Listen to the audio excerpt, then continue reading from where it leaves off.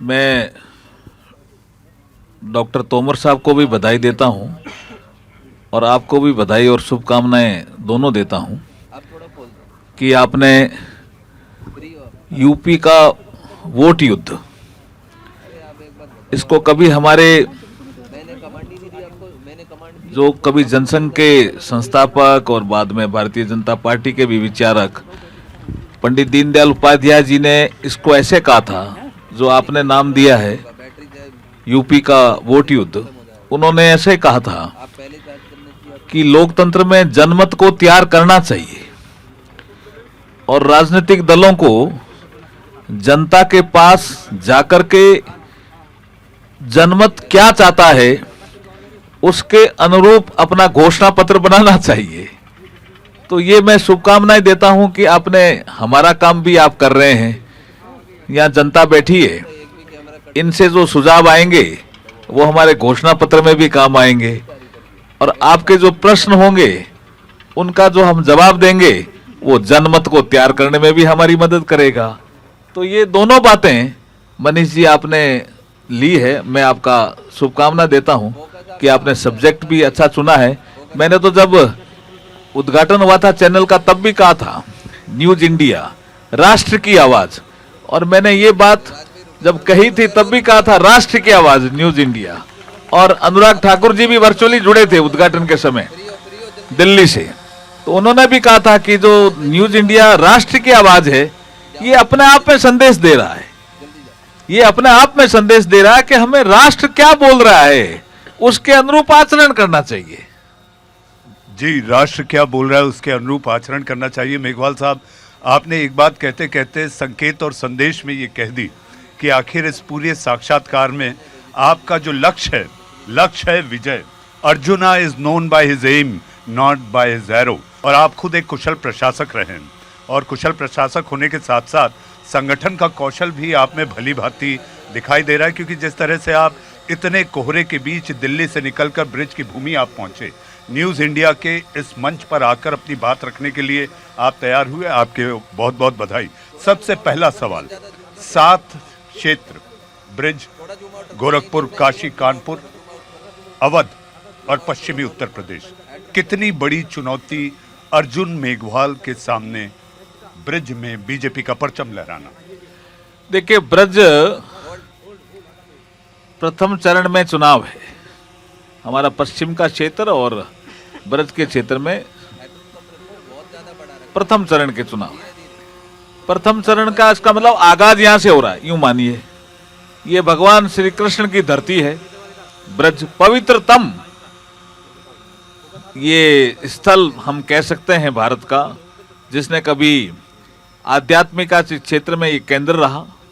जहां आगरा हम बैठे हैं ये हमारे ब्रज क्षेत्र का एक केंद्र है, हमारा जो क्षेत्रीय कार्यालय है वो आगरा में ही है। हम आगरा से ही पूरे ब्रज क्षेत्र को देखते हैं। हमारे जो क्षेत्र के अध्यक्ष हैं रजनीकांत महेश्वरी, वो भी आगरा में ही बैठते हैं, बाकी लोग भी आगरा में बैठते हैं। हम भी आगरा आकर के ही संगठन की रणनीति बनाते हैं और आज यूपी का वोट, इसकी रणनीति भी हम आगरा से बना रहे हैं। इससे ज्यादा खुशी हमारे लिए क्या हो सकती है। जी जी, आपको शुभकामनाएं। आपने आगरा का जिक्र किया, मुझे ऐसा लगता है कि रणनीति न केवल चुनाव की, ये लोकतंत्र का उत्सव है, लोकतंत्र का पर्व है। मुझे याद आता है अटल जी जब प्रधानमंत्री हुआ करते थे तो भारत पाकिस्तान के बीच के रिश्तों को लेकर भी आगरा में ही वो मोहब्बत की अलग जगाने का काम हुआ था। मेघवाल साहब, बिल्कुल आपने ठीक याद दिलाया, लेकिन जो आपने याद दिलाया उसमें एक चीज और जोड़ता हूं, मताधिकार होना चाहिए कि नहीं होना चाहिए, एक साथ होना चाहिए कि नहीं होना चाहिए पुरुष और महिलाओं को।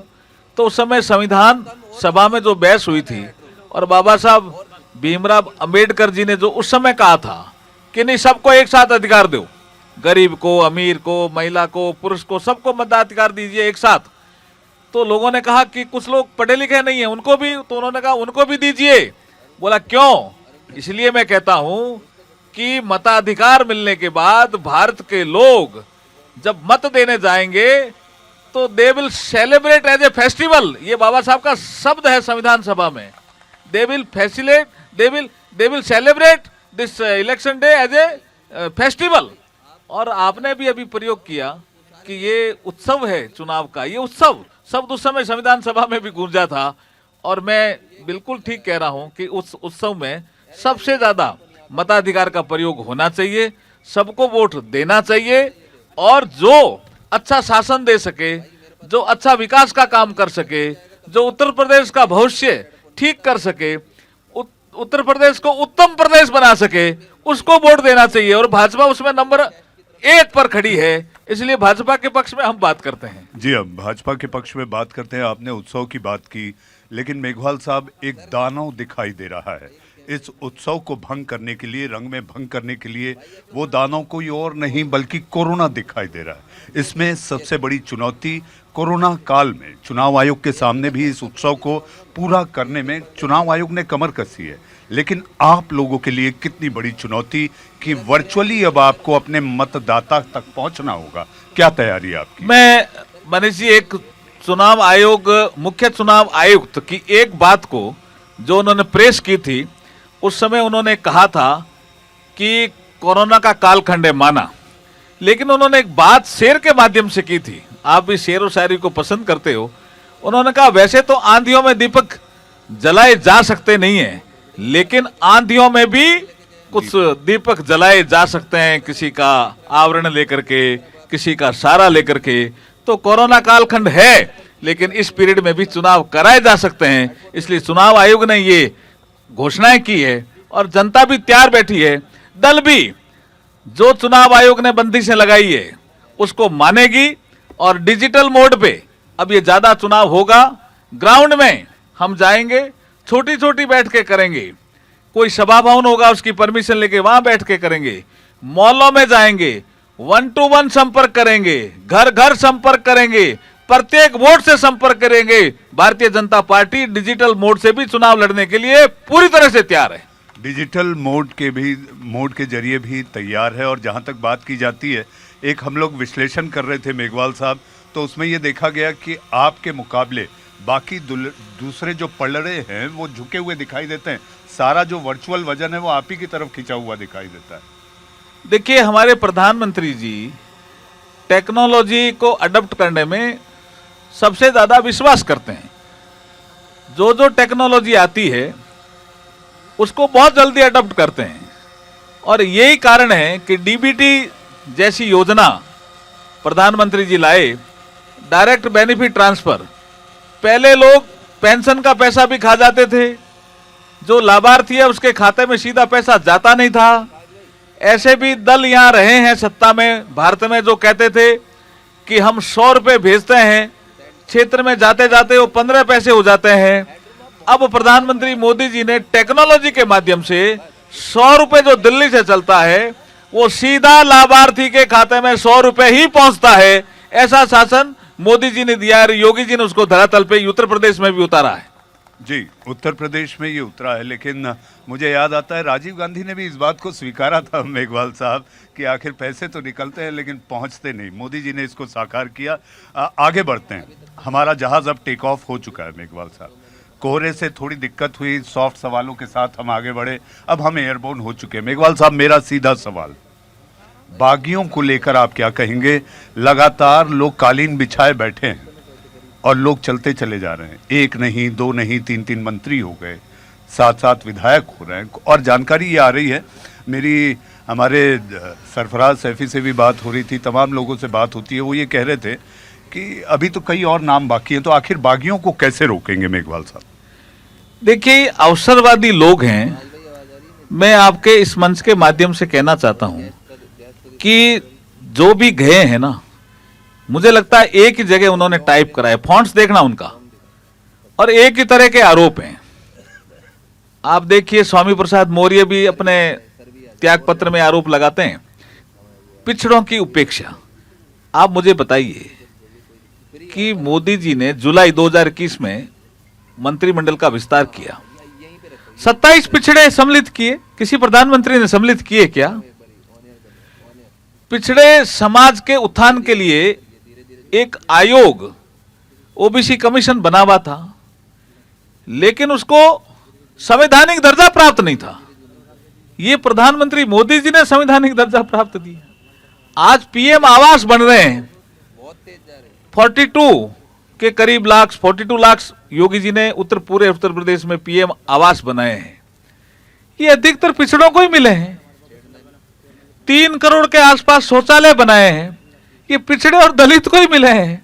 तो ये जो कहना कि पिछड़ों की उपेक्षा कर रहा है योगी जी कर रहे हैं, ये जो हमारे स्वामी प्रसाद मौर्य जी ने कहा, दारा सिंह चौहान ने भी कहा, हमारे धर्म सिंह जी सैनी ने भी कहा, मुझे लगता है कि ये आरोप भी निराधार है।